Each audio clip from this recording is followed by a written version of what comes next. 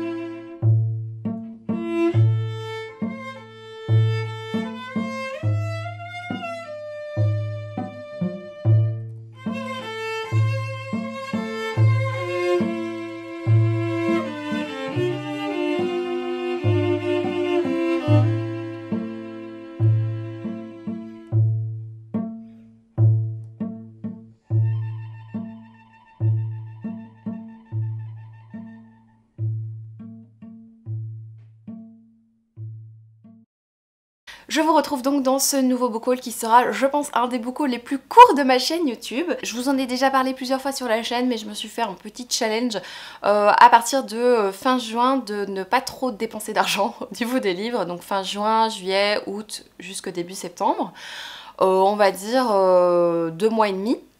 Pendant 2 mois et demi, je pouvais pas acheter plus de 50 € de livres et donc je vais un petit peu vous montrer comment ça s'est passé. Je vais commencer par un livre que j'avais acheté avant, en fait, que j'avais précommandé, je crois mi-juin, un truc comme ça, il est arrivé fin juin. C'est Les Murmures de l'Océan d'Ophélie Duchemin, c'est une réécriture de La Petite Sirène. Moi j'avais lu Rose éternelle, qui était une réécriture de La Belle et la Bête, et j'ai passé un très bon moment avec cette lecture, et dès que je l'ai eu terminée, en fait, j'ai commandé celui-là, qui n'était pas encore sorti, donc je l'avais précommandé. Je crois que c'est une des premières fois de ma vie que je fais ça, précommander un livre, parce que j'avais vraiment passé un bon moment. En plus, je vous avais dit, je pense dans un point lecture ou un vlog, je ne sais plus, que La Belle et la Bête, c'est pas forcément une histoire qui m'intéresse plus que ça. Et cette réécriture m'a beaucoup plu, et donc je me suis dit, bah, une réécriture de La Petite Sirène, sachant que j'aime beaucoup l'histoire de La Petite Sirène, je me dis que ça va forcément me plaire. Je pensais le lire cet été, je ne l'ai pas fait. Je pourrais encore le faire, mais je vous avoue que toutes les ondes d'automne et tout ça sont en train de m'envahir pleinement, donc je sais pas si je vais le lire là encore cette fin d'été. Mais franchement, il me tente beaucoup. Une très jolie couverture, et j'ai l'impression que le design est un peu, enfin pas le design, mais la texture est un peu différente de l'autre. Alors oui, je me permets de parler de texture de livre parce qu'il n'y a pas beaucoup de livres dans cette vidéo, donc j'ai le temps, voilà. Je pense qu'on peut lire quand même ces livres indépendamment, j'en suis pas certaine, mais j'ai vraiment l'impression, parce qu'ici on suit vraiment des personnages différents. On aura peut-être des allusions à des personnages qu'on a rencontrés dans Rose éternelle, mais j'ai vraiment l'impression, en lisant le résumé, qu'on peut très bien le lire tout à fait indépendamment.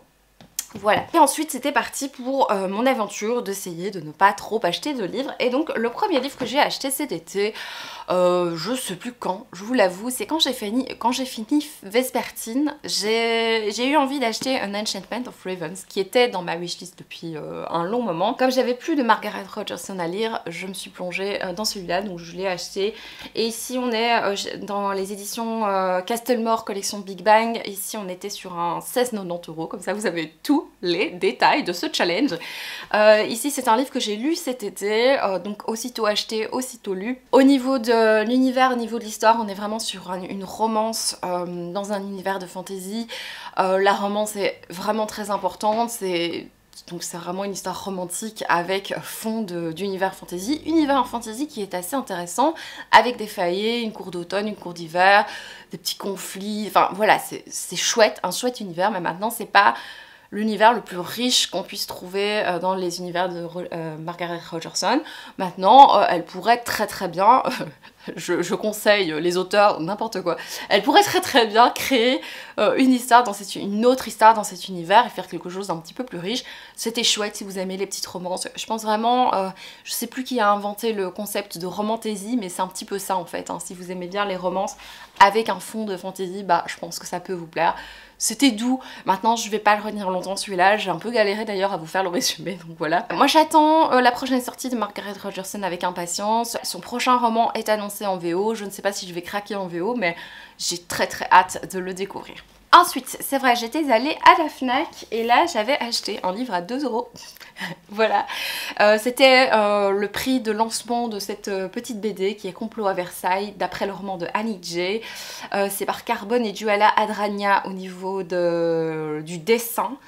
Et c'est donc le tome 1 à la cour du roi. Moi c'est un livre que j'ai en petit roman que j'avais lu il me semble, mais je vous avoue que j'en ai pas gardé un immense souvenir, mais comme j'aime bien toutes les petites intrigues de cour et tout ça, je me suis dit que ça allait être chouette et que je me suis dit que pour 2 € c'était quand même pas perdu. Je l'ai pas encore lu, je pensais le lire pour un challenge et en fait au final je l'ai pas encore lu. Ça a l'air très mignon, on est vraiment dans des intrigues de cour. En 1676, une enfant est sauvée des eaux par Guillaume de Saint-Béryl. Baptisée Cécile, elle grandit aux côtés des Saint-Béryl et de Catherine Drouet. Je pense que j'ai lu cette histoire, mais maintenant je me mets le doute là. Je me souviens tellement plus en fait même du nom de l'héroïne. J'ai l'impression que pour finir que je l'ai peut-être pas lu et qu'il est dans ma pile à lire depuis des années. C'est possible aussi. Enfin bref, on verra. Si vous l'avez lu, n'hésitez pas à dire ce que vous en avez pensé. Donc pour le moment, on est vraiment sur de la jeunesse. Et ce jour-là, j'avais acheté aussi un petit livre VO. J'avais envie de craquer sur tellement de choses à ce moment-là, je me souviens. Et pour finir, j'ai acheté This Poison Heart de Colleen Baron, c'est chez Bloomsbury. Alors ici, on est sur l'histoire de Briseis, qui a un pouvoir assez particulier, puisqu'en touchant les objets, ou en tout cas si elle touche par exemple une graine de pomme, elle sait faire pousser un pommier. Donc elle a vraiment un pouvoir de faire pousser les choses, des fleurs, des arbres, enfin voilà. Et ça a l'air très particulier et un jour elle va hériter d'une ancienne maison. Et en fait dans cette maison elle va découvrir des secrets, j'imagine des secrets de famille, je sais pas trop. J'en avais entendu parler sur plusieurs chaînes, comme quoi c'était vraiment une chouette petite histoire. Et je me dis que ça peut être super chouette pour l'automne. Je l'ai pas mis pour finir dans ma pile à lire d'automne parce qu'il fallait bien que j'arrête un petit peu. Sinon je peux mettre toute ma bibliothèque dans la pile à lire d'automne et on s'arrête jamais. Mais ça me tombe bien cette histoire. Ça c'est le 3e livre que j'avais acheté. On va passer à quelques services presse et puis encore 2 autres craquages. Au niveau des services presse, je suis hyper heureuse parce que j'avais fait quelques petites demandes, pas beaucoup, mais j'en avais quand même fait 7 ou 8, quelque chose comme ça. Et j'avais demandé un livre de chez Sonatine et il m'avait répondu qu'il n'en avait plus en stock et que ça allait venir, voilà, quand il reviendrait en stock, il me l'enverrait et ils m'ont pas oublié. Donc merci encore à l'attaché de presse de Sonatine qui ne m'a pas oublié, qui m'a du coup envoyé Un profond sommeil de Tiffany K. Tyson. Je vous en avais parlé dans la vidéo des sorties de la rentrée littéraire. Donc ici on est dans le Mississippi. On va suivre l'histoire d'une fratrie, des frères et sœurs qui par une chaude journée d'été vont décider d'aller se baigner dans une rivière. Donc on est avec Roberta, Willette et Pansy et à un moment qu'est-ce qui se passe? La petite sœur va disparaître et donc on est sur une disparition d'enfant. On va revenir des années plus tard. Roberta et Willette reçoivent un nouvel indice, je sais pas comment, mais en tout cas elles ont un nouvel indice sur la disparition de leur sœur et donc elles vont repartir à la recherche de leur sœur. Elles vont être emmenées dans le sud de la Floride. Ça a l'air vraiment très chouette, très passionnant. C'est un livre qui est sorti le 25 août. Je pensais, moi, faire une vidéo rentrée littéraire, point lecture rentrée littéraire. Mais je crois que ça n'aura aucun sens parce que c'est un livre que j'ai envie de lire là prochainement. Mais je pense qu'au moment où j'aurai fini tous les livres que j'ai envie de lire pour la rentrée littéraire, ce ne sera plus la rentrée littéraire. Donc ça n'aura aucun sens. Mais je vous en parlerai de toute façon quand je le lirai. Toujours pour la rentrée littéraire, j'ai reçu un livre que je suis d'ailleurs en train de lire. Il s'agit de Un psaume pour les recyclés sauvages de Becky Chambers. C'est publié chez La Talente. C'est une très jolie lecture. Je suis super heureuse de commencer ma découverte de Becky Chambers avec ce livre parce qu'il est assez court. Ça permet vraiment de découvrir un auteur. Je trouve toujours des univers assez courts. Alors ici, on suit le personnage de Frère Dex qui est moine et qui se rend compte un jour que sa vie est pas du tout épanouissante. Et elle se rend compte que le chant des grillons est vraiment quelque chose qu'elle a envie d'entendre dans la vie de tous les jours. Et là, Dex habite dans une ville hyper bruyante et se sent pas du tout épanouie. Et donc là, je suis au début du livre où Dex va changer de vie et va décider de devenir moine de thé. Et donc, Dex va apprendre sur le tas à être moine de thé. Je suis vraiment au début, donc il s'est pas passé grand chose, mais pour le moment je trouve ça très très original, très intriguant. Et visiblement c'est une lecture un petit peu philosophique qui pose vraiment des questions, une lecture aussi très réconfortante. Je passe un très bon moment avec ce livre. Maintenant, pour vous raconter toute ma vie, on est au mois de septembre, c'est un mois très chargé et cette année plus que jamais, j'ai trop de choses en tête qui font que j'arrive pas trop à lire justement. Et peu importe le livre que j'ai entre les mains, hein, ça n'a rien à voir avec le livre en lui-même, j'arrive pas à lire en ce moment. Et donc là, j'avance très très lentement.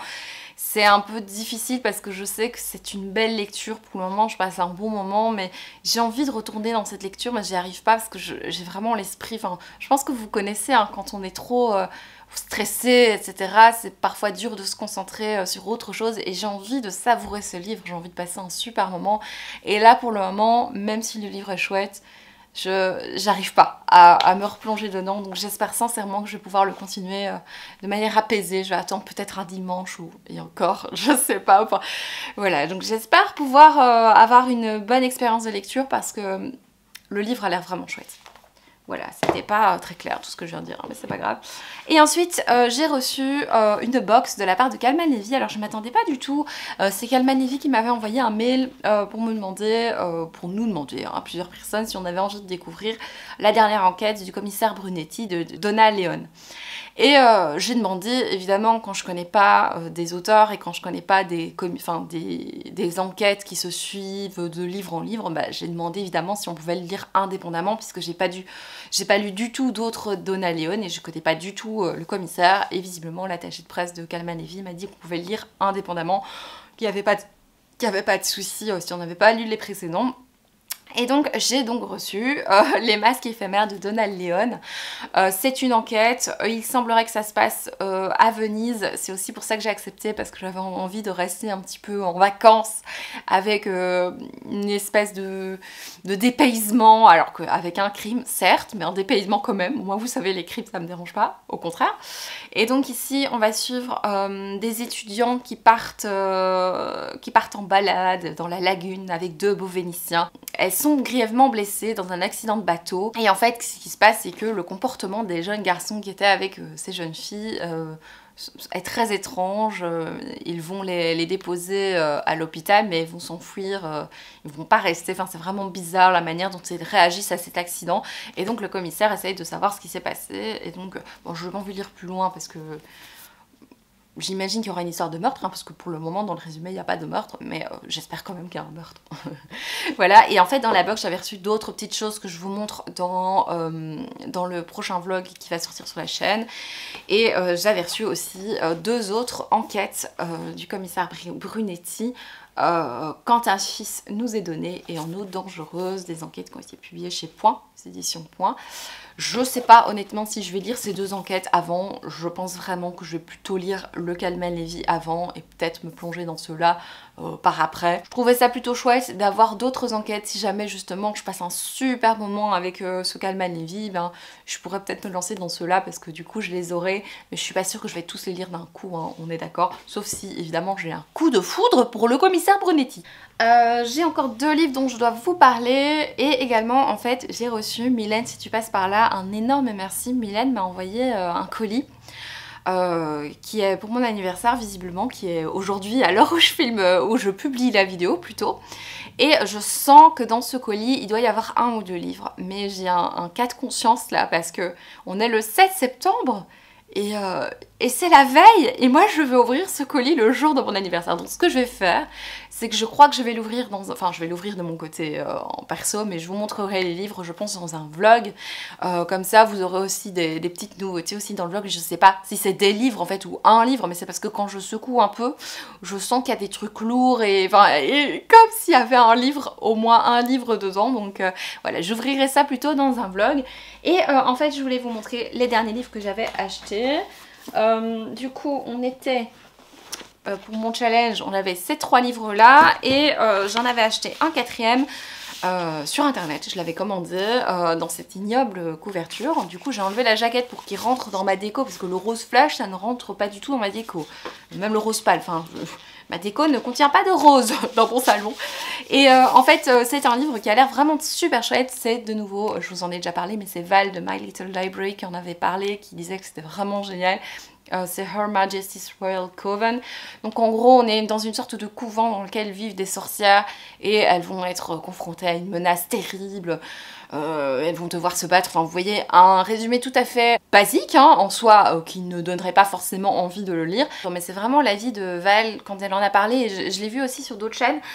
Et les gens disaient que c'était vraiment une sorte de mélange entre effectivement l'univers d'Harry Potter, l'univers de Charmed et un côté avec en plus énormément de diversité, énormément d'inclusivité. On a plusieurs personnages trans. Visiblement c'est pas fait avec des gros sabots pour oui il faut qu'il y ait de la diversité tout ça. Visiblement c'est fait de manière très sensible et sensée, et franchement ça m'a donné super envie. J'étais hyper intriguée par cette histoire, j'en ai entendu que du bien, donc j'ai vraiment hâte de le découvrir. Bon, je pense que je le lirai du coup comme ça parce que ben sérieux quoi. Même en jaune flash j'aurais préféré. Voilà, donc voilà pour ce livre là. Et alors du coup je crois, comme ça vous avez tous les détails, que j'en étais arrivée à plus ou moins 45 €. Voilà, puisqu'on était sur 16,50. Les petits livres comme ça en VO c'était 10,95. 2 € et je crois 18 €, un truc comme ça. La fille ne sait pas compter, mais il me semble que j'avais fait un calcul, j'étais arrivée à 45 €. J'étais trop fière de moi. Et du coup j'ai fait un petit peu un truc de la triche, c'est que j'ai commandé un livre mais que j'ai pas encore payé. Vous savez, c'est il y a quelques sites qui font ça, vous recevez le livre et vous pouvez payer après, avec une facture, etc. Et du coup, bah, celui-là je l'ai reçu il y a quelques jours, à la fin de mon challenge, et je vais le payer après parce que sinon j'aurais dépassé les 50 €. C'est pas grave, la fille fait n'importe quoi. Et donc j'avais acheté, je m'étais procuré All of Us Villains de Amanda Foody, et en fait c'est un livre qui me tente beaucoup parce qu'il y a beaucoup de côtés visiblement Hunger Games, et moi je suis hyper fan d'Hunger Games. J'ai lu plusieurs fois cette saga qui me plaît énormément, et donc moi je l'ai acheté pour le côté Hunger Games justement, et c'est un livre qui valait 11 ou 12 €, quelque chose comme ça, et donc je vais m'empresser de le payer, hein, je vais le garder. D'ailleurs je l'ai mis dans la pile à lire de l'automne. Voilà, c'est fini pour ce book haul. C'est assez étrange de dire ça aussi rapidement dans un book haul, mais voilà, c'est comme ça. J'avais vraiment envie de faire ce petit bilan de ces derniers mois pour recommencer à zéro. Merci d'avoir regardé cette vidéo jusqu'au bout. J'espère qu'elle vous aura quand même plu, parce que je sais que vous, sur la chaîne, vous aimez bien quand il y a des gros book hauls. Bah désolée du coup. Merci beaucoup d'avoir regardé cette vidéo. Je vous fais de gros bisous et je vous dis à bientôt. Ciao.